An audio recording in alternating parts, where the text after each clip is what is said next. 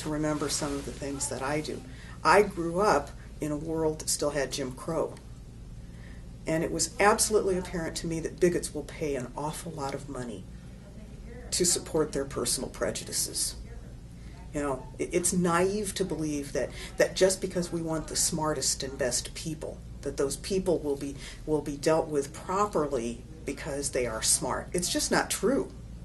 Bigots routinely get rid of some of the best and most qualified people. Take, for example, the case of Diane Schroer, that our friend Sharon McGowan, when she was still at the ACLU, and she's now at Department of Justice. To have someone whose big name case was the defense of a transgendered woman working at the Department of Justice tells you the changes that have gone on. Schroer had this phenomenal military career in the U.S. Army, ending in a very high operations management position for the Special Operations Command. Phenomenal military record. Transitioned in the course of that, had applied for a job at the Library of Congress doing research on security issues, was told the job was hers, and then when she told him she was transitioning after the offer was made, it was withdrawn. I can think of no one more qualified for that job than Diane Schroer. So it wasn't about her qualifications. Not getting that job had everything to do with that status, an unprotected status, except in a small number of federal cases and in the goodwill of the current administration. And that's why you need laws to protect people. Because waiting for the goodwill of the powers that be, waiting for that goodwill, waiting for Chick-fil-A to be fair to gay people, waiting for Cracker Barrel to be fair to gay people, waiting for the Scott Blocks of the universe to be fair to gay people, you're going to spend a long time waiting. And I'm going to tell people about my mother. My mother organized a labor union in Nebraska. She was the president of the first nursing union in the state of Nebraska. So it kind of gives you a sense of that personality. Although we didn't have this intensely political house, my parents had strong, they were old FDR Democrats. Mm-hmm. So I suppose that's there. And I was raised Catholic, Bridget, hello. But in the way that you have nuns on the bus, okay, that, you know, to do justice was that a part of that mentality, okay? So that gets you a little bit of background. But I always tell people I went to Doris Day High School, Peter Pan collars and box pleat skirts and all that kind of thing. And then the world changed later, but it really didn't start changing until the middle of my college. So I was in Stonewall is 69, and I would have been probably a junior by that time in college. I mean, my first 2 years of college, girls were not allowed to wear pants on campus. I mean, those are the cultural changes that happened, in that period of time. And just trying to figure out who you were when you were gay in that time, in a world that said no. Pre-Stonewall, it was almost impossible. It just wasn't on the radar. Post-Stonewall, I like to say that gay liberation saved my life, because I don't know what my life would have been, but probably not long had that not happened. And I think there's a lot of us who are honest would admit that, because there was nothing there for you. I'm living in Omaha, Nebraska. Not exactly. When I came out in Omaha, and I remember probably 71, 72 at the latest, just before I moved here, being in this dismal, dingy gay bar in the red light district in Omaha, and looking around and going, I can't live like this. You kind of merge that with the politics of gay liberation just barely starting to arrive. It may have been in New York, but in 1971, it was just a 70 or 71, it was just a whisper in Omaha, Nebraska. And so I met up with some people, because I didn't identify with a lot of the gay people I had met at that point. But, I met people who were involved in that politic, traveled to Lincoln, where we get out of town, where the Unitarian Church. Do I love the Unitarians? I love the Unitarians. They've been with us forever. where they had non-sexist dances on the grounds that the police would be reluctant to raid a church. The cops would come through the bar and bust people for touching. I don't make this stuff up. And I think that in my head I remember, I can't live like this. And what do you do to not live like that? You make something different happen. And what I've seen over the last 40 years is we did make something happen. Our lives are better today because we chose to join together to make things change. And I think that's what's immensely important to community. Community, I think, has two aspects. One is that external change. The other is the internal change. I meet, my generation of gay men, an awful lot of them were alienated men who tended to identify being gay with sex. Okay, a lot of the young men I meet now they're married, they have babies, they want it all. They want the white picket fence, they want a life. Okay, that's what on one level what we spent all these years fighting for is for gay people to have the right to be normal and difficult and different, to be Republicans, to be Democrats, to join the Marine Corps, to not join the Marine Corps, to do all of those things that human beings do. And so I do it, one, because no one should ever go through what I went through coming out. That's the first thing I would say. And second, because if you work on this for a while, you see the prodigious results of that work. You see the difference. A decade later, you look back and you go, wow, we got here from there. I'm sure that's been your experience over time. It's important. The second part of that community is internal, which is the self-care that lets people stop being just bohemians and weirdos and lets them be just people. And, it's a hard transition in activism because the early activists, you had to be an iconoclast. You had to be almost a professional nonconformist. And now you're in a place where those people have their place, but the transition is very different. And that history has to get passed on. It's a very important thing.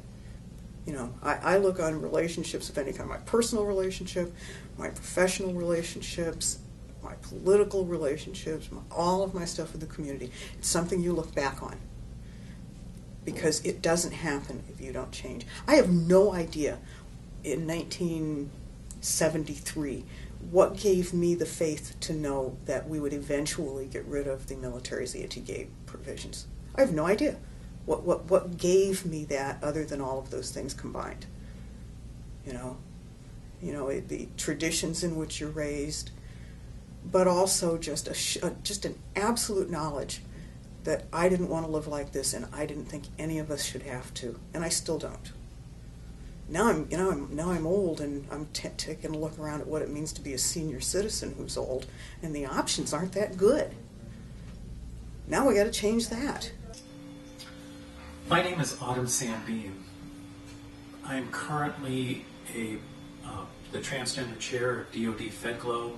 I'm a board member for Get Equal, which is a direct action LGBT-focused civil rights group. I've also been a secretary of the Transgender American Veterans Association and have been associated with San Diego's Transgender Community Coalition and later changed name to Transgender Action and Service Center. I've also been part of California's Transgender Equality Alliance, which works with the Transgender Law Center to promote trans equality issues in the state of California. When I was, back in 1999 and 2000, I was in my last year of U.S. Navy service. I did a 20-year military career and served as a fire controlman. On my last ship, which was the USS Coronado, one of my subordinates decided that I was too gay for his military. I was, at the time, a pre-out transsexual who hadn't really fully embraced my gender identity. I knew, my marriage to my ex-wife ended effectively in 1996, which is when we separated. And one of her parting shots to me was, you're more of a woman than I am. I was more feminine than she was. I was more feminine than most men in the military. And I knew, well, the term I would use now is I knew I was transgender, and I knew I was more than a cross-dresser, but I wasn't quite ready to embrace the term transsexual for myself. So in 1996, I ended up separating from my wife, and I no longer had what you would call marriage privilege in the military. It was all of a sudden presumed, because of how feminine my movements and patterns of speech were, that I was gay, that I was, that the reason my marriage broke up was because I was gay. And in reality, it was because I was pre-out transsexual, pre-out transgender, and didn't, I couldn't hide my feminine mannerisms or speech patterns. So one of my subordinates, as I said, decided that I was too feminine for his military. And for almost the entire 4 years I was assigned to that ship, he was talking to my division officers and trying to get me kicked out for being gay. Now, I've never been with a man in my entire life, and in fact, I would describe my sexuality as being asexual. But that really didn't seem to matter. It was feminine gender expression equals gay.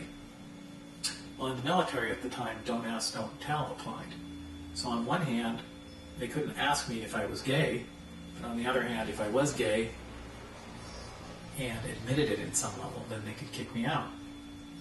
So eventually my subordinate found an ear with the executive officer on board the ship. We'd just gotten a new executive officer, and basically my subordinate said I came on to him.